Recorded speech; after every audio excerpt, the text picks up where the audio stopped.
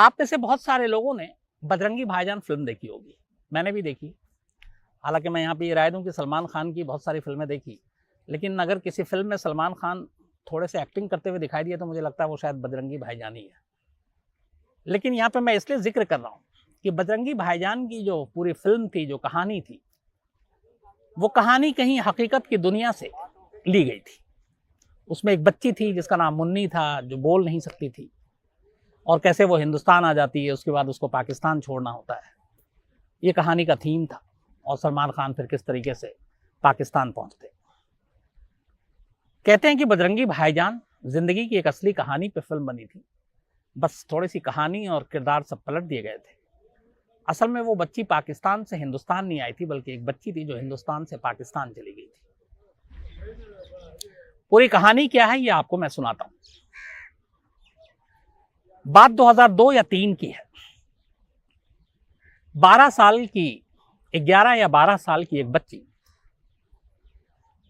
लाहौर में मिलती है, लाहौर रेलवे स्टेशन पर।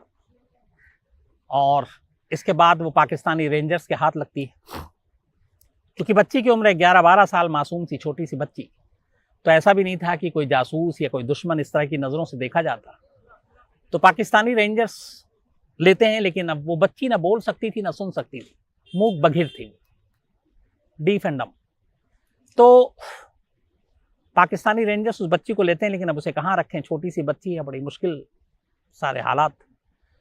तो इसके बाद उन्होंने कहा कि कोई एक ऐसी सोशल वेलफेयर जो काम करते हैं, एनजीओ, उनको इस बच्ची को सौंप दिया जाए। तो लाहौर में कुछ लोग थे और उसके बाद पता चला कि एक कराची में ऐसी एक एनजीओ है जिसका नाम है ईदी वेलफेयर। तो इस बच्ची को, जिसकी उम्र 11-12 साल थी, ईदी वेलफेयर को सौंप दिया जाता और यह बच्ची कराची पहुंच जाती है। कराची में ईदी वेलफेयर पे एक शेल्टर होम में ये रहने लगती है। इस वेलफेयर के जो मालिक और मालकिन वो इसको चलाते थे, ये एक बहुत बड़ा पाकिस्तान में अच्छा खासा इसका नाम था। इसकी जो ओनर थी उनका नाम बिल्किस था। अब ये बच्ची वहां पहुंचती है, बिल्किस उस बच्ची को देखती है, वहां पे रखती हैं। बाकी भी और बच्चे थे इस तरह के बेसहारे और यतीम, या जिनको छोड़ दिया गया, जिनका पता नहीं था। धीरे धीरे इस बच्ची से बिल्किस को लगाव होना शुरू हो जाता है। उसके बाद वो उस बच्ची का नाम रखती हैं फातिमा। अब फातिमा वक्त के साथ बड़ी होने लगती है, लेकिन वो बोल नहीं सकती थी, सुन नहीं सकती थी। तो खैर उसको वो जो होता है खास तरीके से लिखने और उनको जो भाषा ऐसे मूक बधिर लोगों के लिए, वो उसे सिखाया जाता है। फिर धीरे धीरे वो बच्ची जो कुछ इशारों में और लिख कर बताती है, उससे अचानक पता चलता है कि ये बच्ची असल में पाकिस्तान की है ही नहीं, है हिंदुस्तान से आई है। और फिर ये भी पता चलता है कि ये बच्ची मुस्लिम नहीं बल्कि हिंदू है। जब बिल्किस को ये बात पता चलती है तो फिर वो उसका नाम बदल देती है। पहले फातिमा रखा था, उसके बाद उसका नाम गीता रखती है। 2015 में ये नाम पूरे देश में बहुत सुर्खियों में था, आपको भी अब याद आया होगा। तो अब फातिमा गीता बन जाती है, क्योंकि पता ये चलता है कि ये हिंदुस्तानी है। अब इसके बाद हिंदुस्तान में ये कहाँ की है, इसके बारे में वहां बिल्किस जो है उससे पता करना शुरू करती है। तो वो जो जो चीज बताती है, पहले पता चलता है शायद बिहार से, पहले कुछ और से, कहीं से, लेकिन कोई सुराग नहीं मिल पाता फातिमा उर्फ गीता के माँ बाप का। इसी दौरान में पाकिस्तानी मीडिया में गीता की खबर आनी शुरू हो जाती है कि कैसे एक बच्ची लाहौर पहुंची, उसके बाद कराची पहुंची, कैसे वो फातिमा से गीता बनी। वो खबर पाकिस्तान से हिंदुस्तान की मीडिया में भी आती है। अब ये खबर सुर्खियों में आती है, गीता के नाम हर तरफ छपने लगते हैं, न्यूज चैनल पे दिखाए जाने लगते हैं। तब हमारी फॉरेन मिनिस्टर थी विदेश मंत्री सुषमा स्वराज। और सुषमा स्वराज जानी जाती थी ऐसे लोगों के लिए जो विदेश में किसी मुसीबत में फंसे हुए हैं। उन्होंने ऐसे बहुत सारे लोगों को लाने का हिंदुस्तान में काम किया। बल्कि कई बार तो कई लोगों ने सिर्फ ट्वीट कर दिया और उस ट्वीट को नोटिस करते हुए सुषमा स्वराज ने उनकी मदद की। ये उनकी एक कामयाबी थी और उन्होंने बहुत लोगों की मदद की। ऊपर वाला उनकी आत्मा को शांति दे, क्योंकि अब वो हमारे बीच में है नहीं। और बहुत ही अच्छी लेडी थी, मुझे कई बार उनसे मिलने का मौका मिला।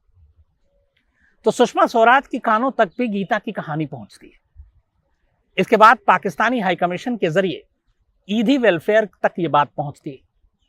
अब चूंकि जब गीता पाकिस्तान पहुंची थी, 11-12 साल की बच्ची थी, बिना पासपोर्ट, बिना कागज, कोई उसके पास था नहीं। जैसे बजरंगी भाई में दिखाया गया फिल्म में। तो अब ये मुश्किल कि कैसे उसको वहाँ से यहाँ लाया जाए और ये कैसे हो कि वो हिंदुस्तानी है। लेकिन तब ऐसे मोड़ पर सुषमा स्वराज जी ने मदद की और उन्होंने कहा कि ये चूंकि हिंदुस्तानी है और वहाँ की जो बिल्किस है उनके हिसाब से भी, तो इसलिए बिना कागजी कोई दिक्कत ना आए भारत सरकार गीता को वापस हिंदुस्तान लाएगी। उसके बाद ये मुहिम रंग लाई सुषमा स्वराज जी की और गीता हिंदुस्तान आती है 2015 में, 2015 में। करीब पाकिस्तान में 12 साल रहने के बाद जब वो हिंदुस्तान 2015 में आई तब उसकी उम्र थी 24 साल। अब यहां आने के बाद गीता के माँ बाप की खोज शुरू होती है नए सिरे से। एक फैमिली बिहार में दावा करती है कि वो गीता के माँ बाप है और बहुत सारी चीज़ें वो बताती हैं, वो लगभग सही भी होता है, लेकिन जब डीएनए टेस्ट होता है तो वो फर्जी निकलते हैं। इसके बाद और कई इलाकों के लोग दावा करते हैं कि वो गीता के जानने वाले हैं, वो सारे भी फर्जी निकलते हैं। करीब 20 परिवार इस दौरान में सामने आता है जो गीता को अपनी बेटी बताने का दावा करता है कि वो खो गई थी, ये सारी चीज़ें, लेकिन वो सारे फर्जी निकलते हैं। इसके बाद जो अपनी भारत सरकार है, चूंकि गीता आ गई लेकिन अब उसके माँ बाप का पता नहीं है, क्या करें, तो इसीलिए उसको एक इंदौर के एक एनजीओ के पास सौंप दिया जाता है ताकि गीता की देखभाल कर सके और उसकी परवरिश कर सके। तो अब गीता हिंदुस्तान आने के बाद इंदौर पहुंच जाती है और वो इंदौर में रहना शुरू करती है। इस दौरान में उसके माँ बाप की तलाश जारी रहती है, लेकिन कई बार लगता है मिल गए, फिर होता है कि नहीं मिले, और वो जो कुछ बताती है उस हिसाब से भी खोज जारी रहती है। लेकिन हिंदुस्तान आने के अगले 5 साल तक गीता के माँ बाप का कोई सुराग नहीं मिलता। इधर बिल्किस को खास लगाव था गीता से, वो लगातार गीता के बारे में पता करती रहती हिंदुस्तान में, उसके टच में थी, बात भी करती। वो जो खास जरिया था उनका, जो एक मूक और बधिर लोगों को बोलने और सुनने के लिए होता है, चूंकि उन्होंने रखा था, तो गीता के जरिए वो सारे अपडेट उसके माँ बाप का लेती रहती थी। 5 साल बीत गए गीता इंदौर में, लेकिन गीता के माँ बाप का कोई सुराग नहीं मिला। हफ्ता भर पहले पाकिस्तान के कराची से खबर हिंदुस्तान आता है और ये खबर पहली बार खुद बताती हैं बिल्किस, जिन्होंने गीता को अपने साथ 12 साल रखा अपनी बेटी की तरह।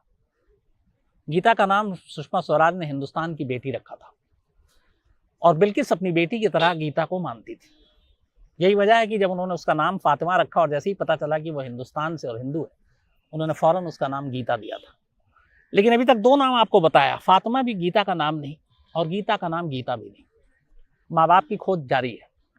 इस दौरान यहाँ आने के बाद इंदौर में जिस एनजीओ के साथ थी, वो उससे खास तरीके से उन्होंने ट्रेन करना, उसको सोचना समझना, इशारों में बात करना सिखाया। इसके जरिए अब गीता के माँ बाप और घर वालों का पता लगाने की कोशिश शुरू होती है।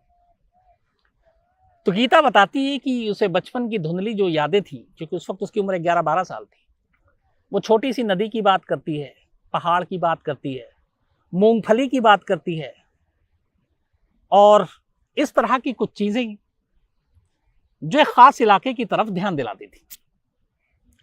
अब ऐसे इलाके को ढूंढना शुरू किया गया। अब इन इलाकों के साथ एक और बड़ा सवाल था कि वो कौन सा इलाका है जो गीता के इस बताई हुई जगह, जहां पे मूंगफली के पेड़ हो, जहां पे पहाड़ हो, जहां छोटी नदी हो, पास में रेलवे ट्रैक हो, स्टीम वाला इंजन हो जो गाड़ी चलती है, ये सारी चीजें कहाँ एक साथ हो सकती है। और उसमें एक और था कि गीता को जिस तरीके से वो चावल खाती थी, वो चावल उसे बहुत पसंद था, तो ऐसा कौन सा इलाका है जहां बचपन से ही इस तरह से चावल भी लोग खाते हैं। नाक में एक नोस्पिन बना हुआ था और वो पैदाइशी उसको जब बच्ची थी तब से बना हुआ था, तो ये इलाका ऐसा कौन सा, ऐसी संस्कृति कहाँ की है। ये सारी चीजें अब ऐसे इलाके को ढूंढना शुरू किया इंदौर के इस एनजीओ ने, अलग अलग लोगों की मदद लेकर। इस दौरान में एक और सवाल का जवाब था। उस सवाल का जवाब मिलते ही शायद गीता के माँ बाप और घर वाले मिल जाते, और वो ये था कि आखिर गीता एक 11-12 साल की बच्ची हिंदुस्तान से पाकिस्तान कैसे गई। अब वो हवाई जहाज से जा नहीं सकती थी, क्योंकि आपको एयरपोर्ट बाकी चीजें, सड़क क्रॉस नहीं कर सकती थी, बॉर्डर पर सिक्योरिटी होती है, तो एक ही चीज बची, ट्रेन। बजरंगी भाईजान की भी कहानी ट्रेन में ही। तो अब ऐसे इलाके को भी ढूंढना शुरू किया गया जहां से कोई ऐसी ट्रेन चलती हो जो अमृतसर जाती हो, और फिर अमृतसर से आपको पता है समझौता एक्सप्रेस भी चलती है, या फिर दिल्ली की तरफ आती हो क्योंकि समझौता एक्सप्रेस दिल्ली से भी जाती हो। तो अब ऐसे इलाकों को ढूंढना शुरू किया गया। ढूंढते ढूंढते ये जो संस्थान थी जहां पे इंदौर में ये काम करती थी जो गीता के लिए, तो इन लोगों ने अब ढूंढना शुरू किया। ढूंढते ढूंढते बहुत सारी जब इसकी चीजें सामने आई तो पता चला कि छोटी नदी, मूंगफली और गन्ने के खेत, डीजल इंजन से चलने वाली रेलगाड़ी, ये सारी चीजें महाराष्ट्र के मराठवाड़ा इलाके में एक जगह से बेहद मिलती जुलती है। और इसी के बाद ये आनंद सर्विस सोसाइटी है जो जिसने गीता को अपने पास रखा था, पाला पोसा भारत सरकार ने दिया था। तो परभणी एक जगह है, परभणी में ये सारी चीजें जो गीता बता रही थी इशारों में, वो सारी चीजें मिलती जुलती थी। इसके बाद यह तय हुआ कि गीता को उस इलाके में लेकर जाया जाए। अब गीता को लेकर ये लोग परभणी पहुंचते हैं, वहां पे कोई खास कामयाबी नहीं मिलती। इसके बाद उसी के एक इलाके में वो जाते हैं जिंतूर। ये जिंतूर पहुंचते हैं, वहां से जाकर लोगों से कहते हैं कि वो गीता के माँ बाप अगर कोई जानते हैं तो बताए, या कोई गीता को पहचानता है तो वो बताए। और गीता को इस तरीके से लोगों के पास ले जाकर मिलाते हैं। गीता से कहते हैं तुम्हें ये इलाका कुछ देखा देखा लगता है कि नहीं लगता है। ये सारी चीजें चलती रहती हैं। इसी दौरान में एक महिला अचानक सामने आती है। उसकी उम्र थी करीब 70-71 साल। मीणा नाम था उसका। और वो गीता को देखते ही पहचान जाती है। वो कहती है मेरी बेटी है। अब चूंकि 20 बार ऐसे कम से कम 20 से ज्यादा लोगों ने दावा कर लिया था गीता को, 15 और 16 के दौरान तो ज्यादा, क्योंकि तब वो मीडिया की सुर्खियों में थी। फिर धीरे धीरे ये रफ्तार कम हुई। तो एक महिला अचानक सामने आती है और कहती है कि ये मेरी बेटी है, लेकिन इसका नाम गीता नहीं है, इसका नाम राधे है, बल्कि राधा है। अब उस मां के कहने पे अचानक भरोसा तो किया नहीं जा सकता था। तो फिर उससे पूछा कि कोई निशानी बताओ। तो उसने कहा कि राधा के पेट पे एक जलने का निशान है। जब देखा गया तो वाकई गीता के पेट पे एक जलने का निशान था। ये बात इससे पहले जितने भी दावेदार थे किसी ने नहीं बताई थी, और उस वक्त मां उससे पहले गीता से कभी मिली नहीं थी। तो पहली चीज जब ये सुना तो लोग चौंक गए। फिर उसने कहा कि सेम ऐसे ही जलने का निशान मेरी दूसरी बेटी के पेट पर भी है। जब उसकी दूसरी बेटी को देखा गया तो वाकई सेम निशान उसके भी पेट पे। फिर उसने बताया कि हमारे गांव में ये एक रिवाज, एक चलन है कि अपनी बेटी जब पैदा होती हैं तो बुरी नज़र, बद नज़र से बचाने के लिए हम उसको ऐसे पेट पे एक तरह से जलाते हैं थोड़ा सा, ताकि वो कई होता है ना, अलग अलग लोगों के अलग अलग तरीके होते हैं। तो यहाँ पे ये तरीका था। तो उसने बताया कि हमने इसलिए इसके पेट पे ये जले का निशान बनाया था ताकि ये बुरी नज़र से बच सके। अब ये सारी चीजें, उसकी बेटी के निशान, फिर उसने पूरी कहानी बताई। उस मीणा ने बताया कि जब ये 11-12 साल की थी तब अचानक गायब हो गई थी। हमने उसे काफ़ी ढूंढा, मिली नहीं। अब सवाल ये था कि वो वहाँ से गायब होकर पाकिस्तान कैसे चलेगी, तो उसका भी जवाब मिला। ये वहाँ से परभणी गई, वहाँ से चलती एक सचखंड एक्सप्रेस ट्रेन, और सचखंड एक्सप्रेस जो है ये औरंगाबाद होते हुए, दिल्ली होते हुए अमृतसर जाती है। तो ये पहुंची अमृतसर।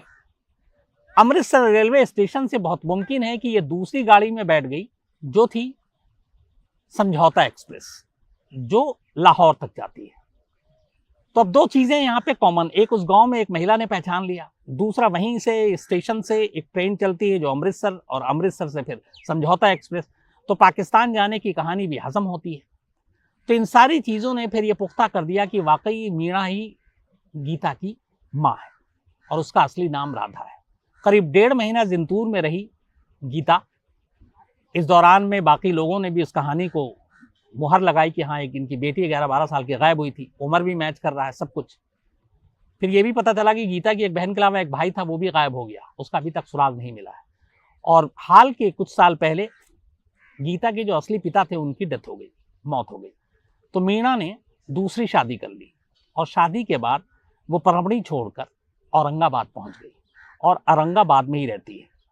गीता भी औरंगाबाद गई, कुछ वक्त तक रही, लेकिन ऑफिशियली वो अपने माँ बाप के पास अभी नहीं गई है। उसकी एक वजह है, अब होना है पहले सौंपने से पहले भारत सरकार को गीता का डीएनए टेस्ट कराना उसकी माँ के साथ। अगर ये डीएनए टेस्ट मैच कर गया तो फिर फातिमा उर्फ गीता उर्फ राधा, इन तीनों का सच सामने आ जाएगा और गीता को उसकी माँ मिल जाएगी, उसका परिवार मिल जाएगा करीब 20 साल बाद। और अगर मैच नहीं किया तो गीता के परिवार की तलाश आगे भी जारी रहेगी। लेकिन इस बार उम्मीद यही है कि शायद गीता को उसकी माँ मिल गई है और डीएनए का ऑलरेडी फॉरेन मिनिस्ट्री के पास भी सैंपल है गीता का, क्योंकि कई लोगों के साथ डीएनए करवाया जा चुका है। और जिस तरीके की यहाँ पे चीज़ें और सारी बातें सामने आई है, उससे ये पूरी उम्मीद है कि इस बार सचमुच गीता की माँ मिल चुकी है। तो ये वही गीता थी जो 2015 में सुर्खियों में थी। अब 6 साल के बाद माँ मिल गई है और पाकिस्तान में जो उसकी दूसरी माँ बिल्किस, वो बेहद खुश हैं कि कम से कम गीता को उसकी माँ मिल गई है। इस बीच में एक और भी बात बताता हूँ कि यहाँ आने के बाद 2015 से 2020 के दौरान में बहुत सारे लोगों ने सोशल मीडिया के जरिए गीता से शादी करने की भी पेशकश की। अभी तक गीता ने शादी नहीं की है। अब देखिए माँ मिल जाए, हो सकता है माँ शादी कराए और या फिर गीता को कोई पसंद आ जाए वो कर ले। लेकिन कुल मिलाकर हैप्पी एंडिंग का शायद वक्त आ गया है। तो ये बिल्किस उर्फ गीता उर्फ राधा की कहानी थी। अब आपको बजरंगी भाईजान की जो मैंने शुरुआत में मिसाल दी थी, बेहतर अब आपको समझ में आया होगा। तो आज कहानी में इतना ही। अब आपसे मुलाकात होगी मंडे को, क्योंकि कल संडे है और संडे आप भी छुट्टी कीजिए, दुआ कीजिए कि हमारी भी छुट्टी हो, ऐसा कुछ ना हो। तो अच्छे रहिए, आपके अपने भी अच्छे रहें, खुश रहिए, सेहतमंद रहिए। सोमवार को मुलाकात होगी नई कहानी के साथ।